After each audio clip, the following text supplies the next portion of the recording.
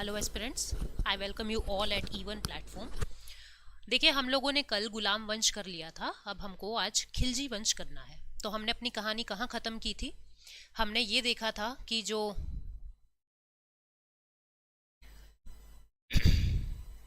बलबन का बेटा मोहम्मद जो है वो मर जाता है, ठीक है, और उसके ही गम में फिर बलबन मर जाता है।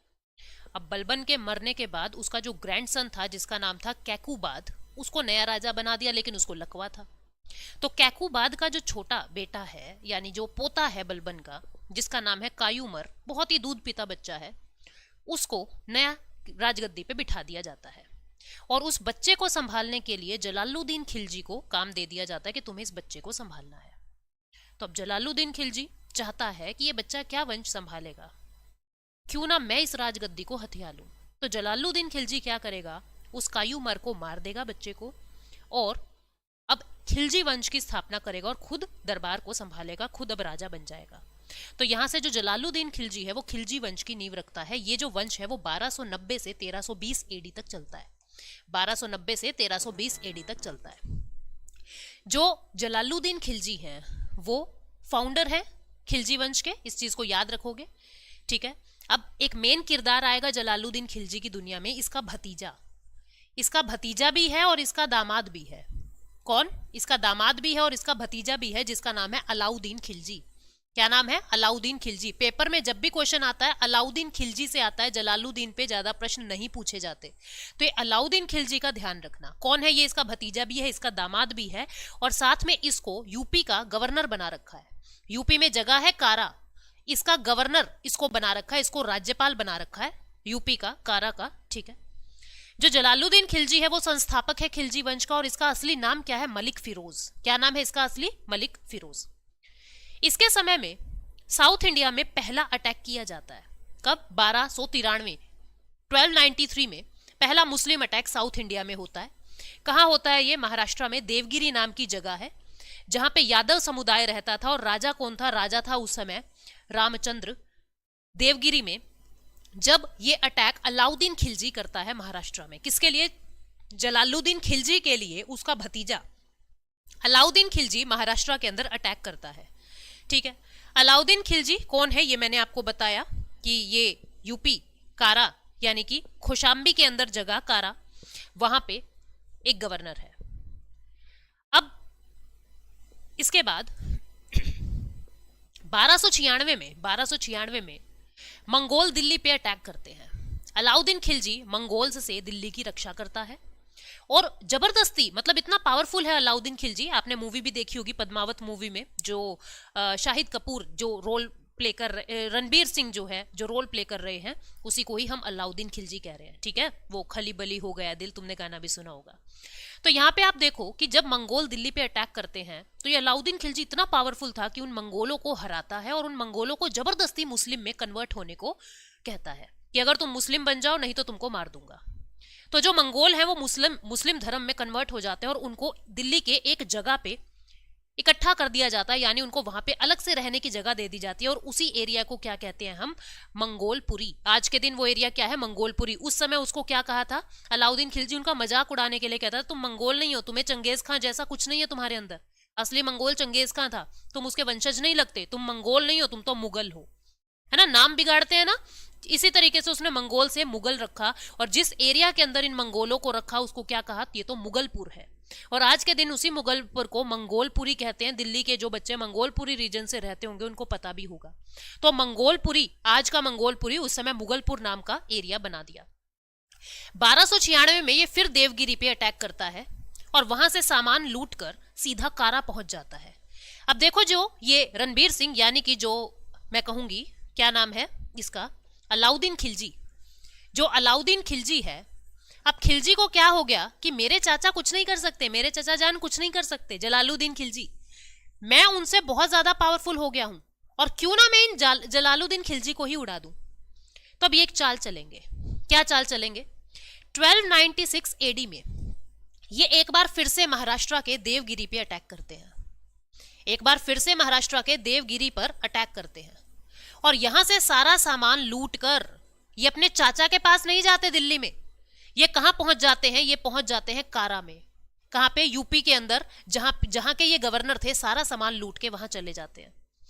जलालुद्दीन को पता लगता है कि अलाउद्दीन तो यूपी चला गया, उसको दिल्ली आना चाहिए था, मेरे पास सारा सामान रखना चाहिए था, मैं उसको इसमें से जो गिफ्ट देना चाहिए मैं देता, ये तो उसने गलत किया।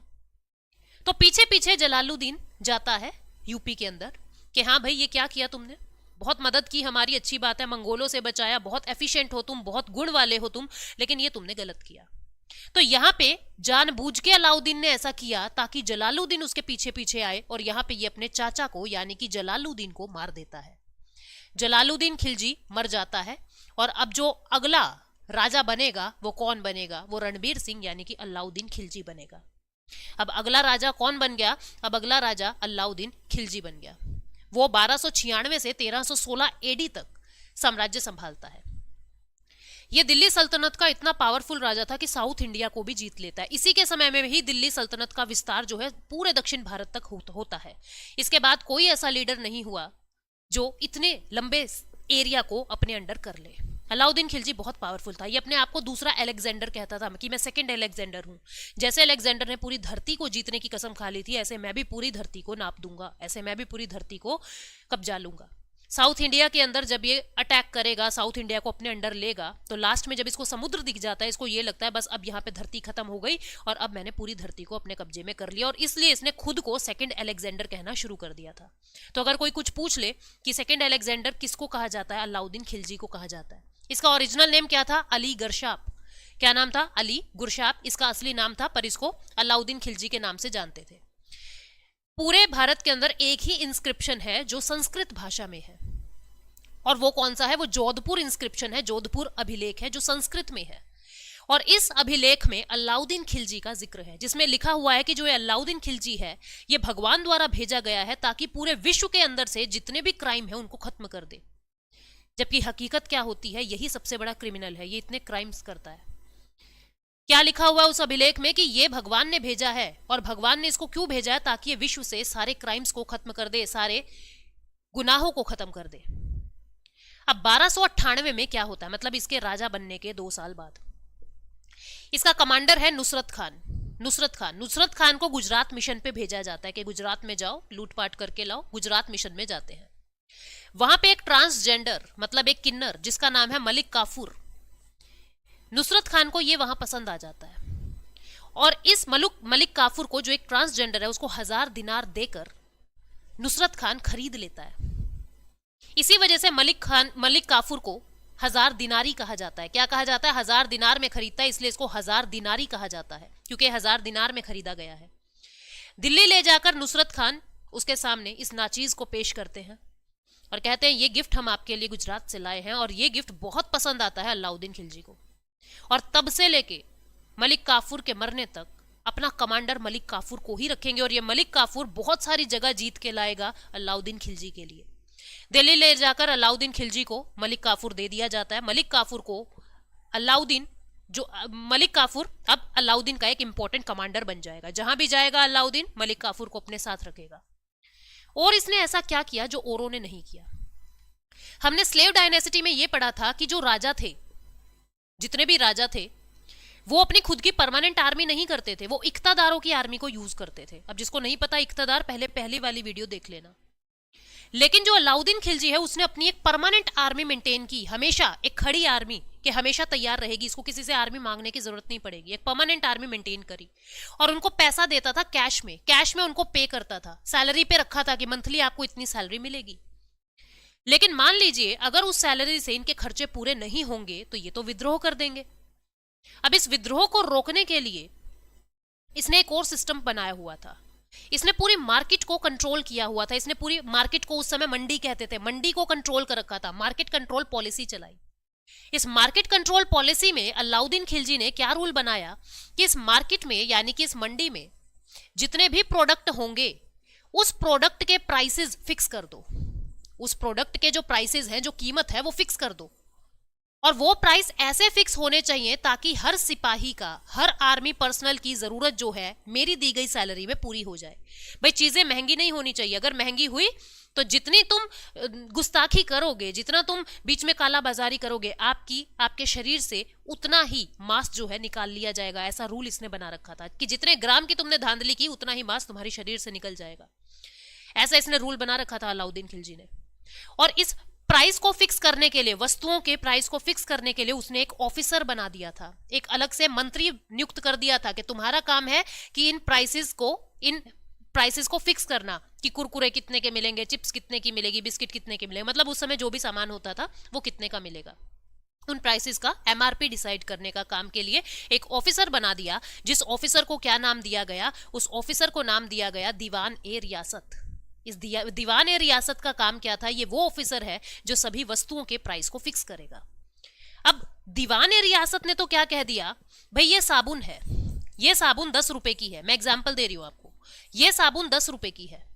अब ये साबुन 10 रुपए की मेंटेन्ड रहे, इस मेंटेनेंस के लिए एक अलग से ऑफिसर नियुक्त कर दिया था, जिसको क्या कहा था, उस ऑफिसर को जो दीवान ए रियासत की बताई गई कीमत को मेंटेन करेगा, उस ऑफिसर को नाम दिया शाहना ए मंडी।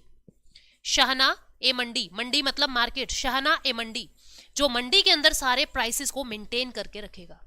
ठीक है, तो दीवान ए रियासत बता देता था एमआरपी इतना होगा, अब उस एमआरपी से कम या ज्यादा प्राइस नहीं होने चाहिए, उस चीज की मेंटेनेंस शाहना ए मंडी रखेगा। ये हमने देखा कि ये शाहना अमंडी नाम का ऑफिसर इसने बना दिया। इसने एक अलग से टैक्स डिपार्टमेंट भी बनाया था, जिसको क्या कहा गया, दीवान ए मुस्त खराज। ये पूछे जाते हैं, दीवान ए मुस्त खराज, टैक्स कलेक्शन डिपार्टमेंट था। इसने लैंड मेजरिंग की जो यूनिट थी, जो भू को यानी जमीन को किस चीज में नापते थे, क्या यूनिट थी, बिस्वा, बिस्वा नाम की यूनिट थी, आप देख सकते हो बिस्वा यूनिट थी। इसने दाग और हुलिया प्रथा का भी आगाज कर दिया। ये दाग और हुलिया प्रथा क्या थी, दाग का मतलब था, अब आपको पता है कि जो अरबी लोग, अरबी ट्रेडर्स भारत आए थे तो बहुत गजब के हॉर्स जो है अपने साथ लाए थे, उनके हॉर्स की क्वालिटी बहुत अच्छी थी। तो दिल्ली सल्तनत के अंदर भी बहुत सारे अरबी घोड़े थे, तो इन्होंने अपने घोड़े पे दाग यानी कि स्टैंपिंग लगा दी थी, जिससे ये पता चलता रहे कि ये जो घोड़े हैं ये दिल्ली सल्तनत के हैं, ये अलाउद्दीन खिलजी के घोड़े हैं। तो इसको क्या कहते हैं, दाग। इस तरीके से दाग लगा देते थे घोड़े पे, स्टैंपिंग कर देते थे। ठीक है, हुलिया प्रथा क्या थी, हुलिया प्रथा, हुलिया क्या होता है, चेहरा, चेहरा। ये एक पास की तरह था, जितने भी आर्मी पर्सनल होते थे, जितने भी फौज के अंदर आदमी होते थे, उन सब का एक चेहरे का फोटो बना के उनको सौंपा जाता था कि ये तुम्हारे लिए एक पहचान होगी, आपकी आइडेंटिटी कार्ड होगा एक तरीके का, ताकि आप अपनी जगह लड़ने को किसी और को ना भेज सको। भाई मान लो मुझे ऐसा लग रहा है मैं बॉर्डर पे गई तो मैं मर जाऊंगी, मैं अपनी जगह किसी और को भेज दूं कि जा आज लड़ाई है और तुझे बॉर्डर पे जाना है, तो मैं ऐसा नहीं कर सकती, मेरे पास हुलिया होना चाहिए। ठीक है, और वो हुलिया मेरे फेस से मैच होगा, जिससे पता लग जाएगा कि ये हमारी ही आर्मी का बंदा है या नहीं है। तो ये हुलिया प्रथा भी उसने शुरू की, किसने, अलाउद्दीन खिलजी ने। ये सारी प्रथाएं जो है ये इसने ही शुरू की।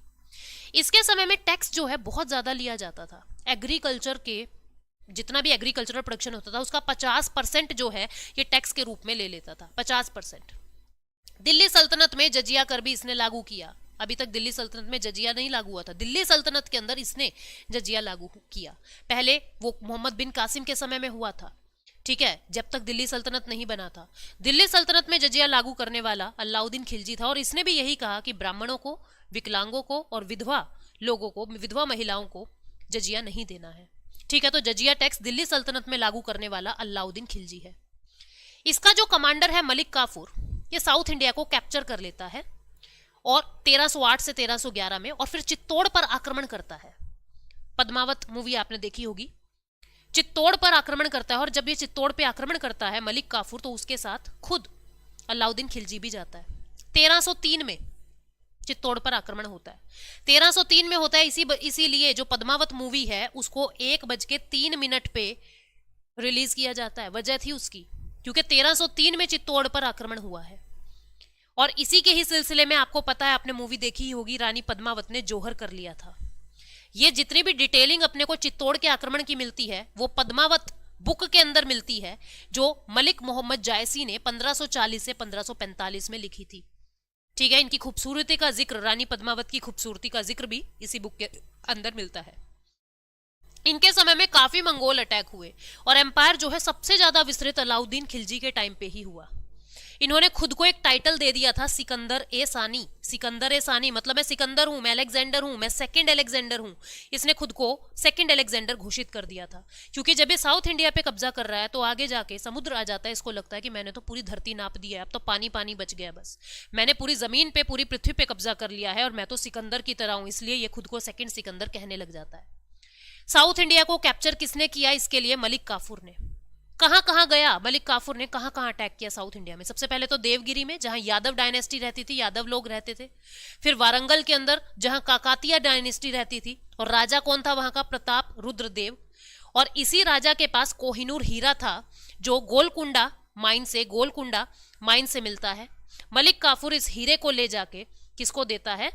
मलिक काफूर इस हीरे को ले जाके अपने जो बॉस हैं यानी अलाउद्दीन खिलजी को सौंपता है। ठीक है, तो ये कोहिनूर वाली बात भी आपको याद रखनी है। और कहां अटैक किया? और क्या इन्होंने? द्वार समुद्र में। कर्नाटका को द्वार समुद्र कहते हैं, जो जहां पे होयसाला डायनेस्टी रहती है, होयसाला टेम्पल्स भी है वहां पे, होयसाला वंश रहता है। मदुरई, जहां पे पांड्यों का राज था, वहां पे इन्होंने अटैक किया। चित्तौड़ कैंपेन के वक्त अलाउद्दीन खिलजी के साथ मलिक काफूर के साथ साथ एक और व्यक्ति जाता है जिसका नाम है आमिर खुसरो, जो इसका कोर्ट पोएट भी रहा है, आमिर खुसरो। अलाउद्दीन खिलजी को आमिर खुसरो ने सुल्तान ए जहान का टाइटल दिया कि पूरे जहां का सुल्तान है ये। किसने दिया? आमिर खुसरो ने इसको ये टाइटल दिया, सुल्तान ए जहान। ठीक है, किस वक्त दिया? जब चित्तौड़ की कैंपेनिंग ये कर रहे थे। इन्होंने सोमनाथ टेम्पल को भी डिस्ट्रॉय कर दिया, मलिक काफूर ने सोमनाथ टेम्पल को भी डिस्ट्रॉय कर दिया। इन्होंने कलाकृति में, आर्किटेक्चर में क्या क्या काम किया, अब उसको पढ़ते हैं। एक तो इन्होंने अलाई दरवाजा बनवाया। Entry gate of Qutub Minar है ये, एंट्री गेट है, क्या है देख लीजिए एक बार, ये अलाई दरवाजा है, ये एंट्री गेट है, यहां से जाके फिर आगे कुतुब मीनार आएगा। ये किसने बनवाया? अलाउद्दीन खिलजी ने बनाया। और ये जो डोम देख रहे हो ना आप, ये डोम जो देख रहे हो, ये भारत का पहला कंप्लीट डोम था। ठीक है, ये एक दरवाजा है, एंट्री गेट है। ठीक है, किसका? कुतुब मीनार का एंट्री गेट है। कुतुब मीनार को किसने पूरा करवाया था? इल्तुतमिश ने करवाया था। बनवाना किसने शुरू किया था? कुतुबुद्दीन ऐबक ने बनवाना शुरू किया था। ठीक है, कुतुबुद्दीन ऐबक ने बनवाना शुरू किया था और पूरा किसने करवाया? इल्तुतमिश ने। और वो जजिया कर भी कुतुबुद्दीन, वो कासिम वगैरह पहले लगा के गए हैं। अब यहाँ पे और क्या होता है, ये हमने देख लिया कि इन्होंने एक तो अलाई दरवाजा बनवाया। ठीक है, फिर इन्होंने अलाई मीनार बनानी शुरू की थी, लेकिन बीच में ही इनकी डेथ हो जाती है और वो कंप्लीट नहीं हो सकती। सीरी पैलेस नाम की एक जगह बनवाई इन्होंने दिल्ली में ही, और हजार सितुन पैलेस भी इन्होंने बनवाई, जो 1000 पिलर्स पे बना हुआ एक महल है, ये भी इन्होंने ही बनवाया था। तो ये आर्किटेक्चर इनके समय में हुए। 1316 एडी में इनकी मृत्यु हो जाती है। अब इनके 4 पुत्र हैं। अलाउद्दीन खिलजी के 4 बेटे हैं। ठीक है, 1, 2, 3 और 4 बेटे हैं। और एक इसका सबसे प्यारा कौन? मलिक काफूर, जो इसका स्लेव है। अब तुम एक बात को समझो, जब अलाउद्दीन खिलजी मर गया तो मलिक काफूर वो ये सोचेगा कि क्यों ना मैं अब राजा बन जाऊं, और धीरे धीरे करके वो इनके बेटों को मरवाने लग जाता है। जो इसका चौथा बेटा था, काफी छोटा था, उसको राजगद्दी पे बिठा दिया इसने, मलिक काफूर ने, जानबूझ के, ताकि ये तो बच्चा है, इसमें दिमाग नहीं है, ना तो जनता भड़केगी कि तुमने तो अलाउद्दीन खिलजी के मतलब पूरे साम्राज्य पे राज कर लिया, ना तो जनता भड़केगी। और ये राजगद्दी पे बच्चा बिठा दिया ताकि बैकएंड में पावर मलिक काफूर के हाथ में रहे। और जो ये तीसरे नंबर का बेटा था, इसको जेल में बंद कर दिया। मलिक काफूर ने फिर क्या किया? इस बेटे को भी मार दिया, जो ये छोटा बच्चा था, इसको भी मार दिया। अब बचा कौन? तीसरे नंबर का जेल वाला। अब जब ये बचा तो मलिक काफूर ने इसका भी काम तमाम करने की कसम खा ली और 4-5 बंदे जेल में इस बेटे के पास भेजे। तो इस बेटे ने दिमाग लगाया और क्या कहा, जो वो बंदे भेजे थे इसको मारने के लिए, उन्होंने उन्हीं लोगों को कहा, अलाउद्दीन खिलजी के बेटे ने, कि देखो तुम मुझे मारोगे, तुम्हें क्या मिलेगा? कुछ नहीं। तुम ऐसा करो, तुम मेरी तरफ से मलिक काफूर को ही मार दो, मैं तुमको बहुत पैसा दूंगा। और इस तरीके से ये लोग जो हैं, जो अलाउद्दीन खिलजी के बेटे को मारने आए थे, वो उल्टा मलिक काफूर को ही मार देते हैं। इस तरीके से मलिक काफूर का अंत हो जाता है। यहाँ पे आप देख सकते हो ये बेटा कौन था। जो छोटा बच्चा था उसका नाम था शिहाबुद्दीन उमर, जिसको बनाया था राजा किसने? ताकि रियल पावर काफूर के हाथ में रहे 1316 में। और जिसको जेल में बंद किया था उसका नाम था मुबारक खलजी। मुबारक खलजी, जिसको जेल में बंद किया था, और वापस ये मुबारक खलजी मलिक काफूर को ही मरवा देता है। इस प्रकार जो लास्ट किंग है खलजी डायनेस्टी का, वो है मुबारक शाह खिलजी, जो 1316 से 1320 तक रहता है। ये जो राजा था ये बहुत ज्यादा इनएफिशिएंट था, बहुत ही ज्यादा कुशल नहीं था, इसको काम धाम करना आता नहीं था, पप्पू सा था बिल्कुल। इसका कमांडर था खुसरो शाह। खुसरो शाह खुसरो शाह क्या करेगा, इसने देखा राजा के तो अंदर दिमाग ही नहीं है, क्यों ना मैं इस राजा का काम तमाम कर दूं, इसको निपटा दूं। ये खुसरो शाह अपने बॉस को मार देगा और खुद राजगद्दी पे आ जाएगा। मुबारक शाह खलजी को मार दिया और 2 महीने के लिए खुसरो शाह न्यू किंग बन जाता है। 2 ही महीने के लिए। 2 महीने में ऐसा क्या हुआ? दूर एक व्यक्ति बैठा है पंजाब में, पंजाब का कमांडर जिसका नाम है गाजी मलिक। गाजी मलिक भी दिल्ली सल्तनत के अंडर एक कमांडर है, एक सेवक है। इसको पता लगा कि एक सेवक यानी एक कमांडर खुसरो शाह ने राजगद्दी ले ली। इसको अच्छा नहीं लगा, बोले ये क्या तरीका हुआ, जब खुसरो शाह ले सकता है राजगद्दी तो मैं भी तो राजा बन सकता हूं, मैं भी तो कमांडर हूं। अब गाजी मलिक दिल्ली पहुंचता है और ऐसा कहता है ये खुसरो शाह जो है ये तो कन्वर्टेड मुसलमान है, ये पहले हिंदू था, इस्लाम खतरे में है। इस तरीके के हल्ले मचा देता दिल्ली में और इस खुसरो शाह को मार देता है। मार के गाजी मलिक खुद राजगद्दी पे बैठ जाता है। और ये और कोई नहीं, ये कौन है? ये गयासुद्दीन तुगलक है, जो अब तुगलक वंश की नींव रखेगा। तो गाजी मलिक कौन है? इसका असली नाम क्या है? इसका नाम क्या है? गयासुद्दीन तुगलक।